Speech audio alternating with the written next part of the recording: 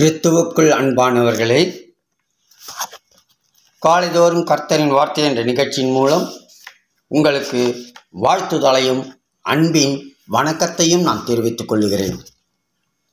இன்றைய நாளுக்கான தேவ வார்த்தையானது சங்கீதங்களின் புத்தகம் 141 10வது வசனம். 141 சங்கீதம் 10ஆம் வசனம். துன்மார்க்கர் தங்கள் வலைகளில் அகப்படுவார்களாக, நானோ அதற்கு தப்பித்து கடந்து போவேன் என்று தாவீது சொல்லுகிறதாக காணப்படுகிறது. இன்றைய தியான வசனமானது மிகப்பெரிய சத்தியம் ஒன்றினை நமக்கு விளங்க காண்பிக்கிறது. துன்மார்க்கர் தங்கள் வலையில் அகப்படுவார்கள் என்றும், நானோ அந்த வலையில் அகப்படாமல் அதற்கு தப்பித்து கடந்து போவேன் என்றும் பக்தனாகிய தாவீது உறுதியுடன் கூறப்படுவதாக இந்த பகுதியிலே அமைந்திருக்கிறது.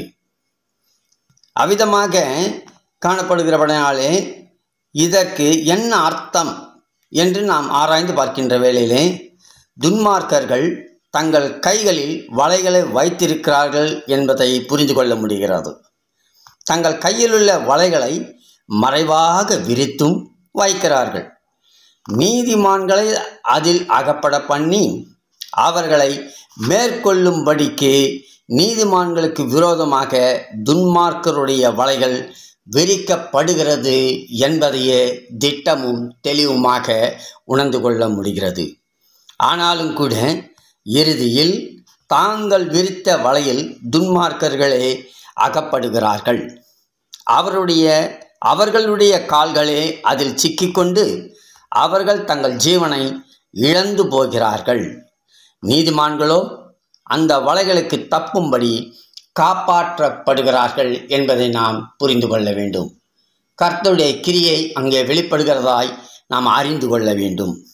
இவ்விதமாக இருக்கிறபடினாலே சகரியா 2ஆம் அதிகாரம் 8ஆம் வசனத்தில் மிக அருமையாக அந்த வார்த்தை கொடுக்கப்படுகிறது. 8ஆம் வசனத்தின் பிற்பகுதியிலே, உங்களை தொடுகிறவன் அவருடைய கண்ணின் மணியை தொடுகிறான், இதோ நான் என் கையை அவர்களுக்கு விரோதமாக அசைப்பேன் என்று கர்த்தர் அங்கே சொல்லுகிறார். யாரெல்லாம் நீதிமான்களுக்கு விரோதமாக எழும்புகிறார்களோ அவர்கள் மீது என் கையை அசைப்பேன் என்று அங்கே தேவன் சொல்லுகிறார்.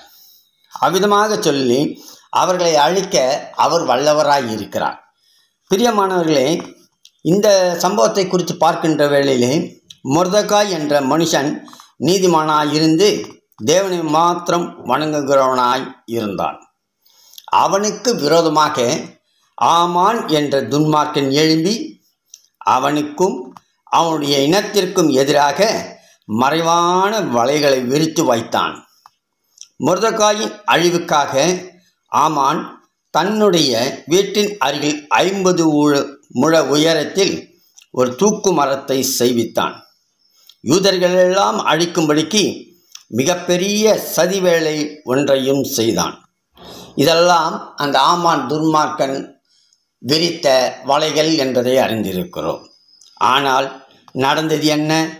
மொர்தெகாய்க்காக அவன் விரித்த வலையில் அவனே விழுந்தான் என்று பார்க்கிறோம். அதாவது மொர்தெகாய்க்காக செய்யப்பட்ட தூக்கு மரத்தில் ஆமானையே தூக்கி தொங்கவிடப்பட்டு மரித்தான் என்று அந்த பகுதியை நாம் வாசிக்கிறோம். எந்த நாளில் யூதர்கள் அனைவரும் அழிக்கப்பட வேண்டும் என்று நினைத்தானோ அதே நாளில் யூதர்களுடைய சத்துருக்கள் அனைவரும் கொன்று குவிக்கப்பட்டார்கள். தேவ பிள்ளையே, நமக்கு விரோதமாக துன்மார்க்கர் விரிக்கும் வலைகளை குறித்து கவலைப்படாதிருப்போம். கர்த்தர் நம்மை காக்கிறவர். கர்த்தர் நம்மோடு கூட துணை நிற்கிறவர். கர்த்தருக்கு ஏற்ற நீதிமான்களாக நாம் காணப்படுகின்ற வேளையிலே துன்மார்க்கரின் வலைகளை அவர் அறுத்து போட்டு நம்மை காக்க வல்லவராக இருக்கிறார். அந்த வலைகளிலே துன்மார்க்கரே சிக்கிக்கொள்ளத்தக்கதான கிரியைகளையும் தேவன் நடிப்பிக்க வல்லவராக இருக்கிறார். எனவே தேவனுக்கேற்ற நீதிமான்களாய் வாழ்வோம், ஆசீர்வாதம் பெறுவோம், தேசத்திலே சுகித்திருப்போம். தேவன் தாமே நம்மை ஆசீர்வதிப்பாராக. ஆமீன், ஆமீன்.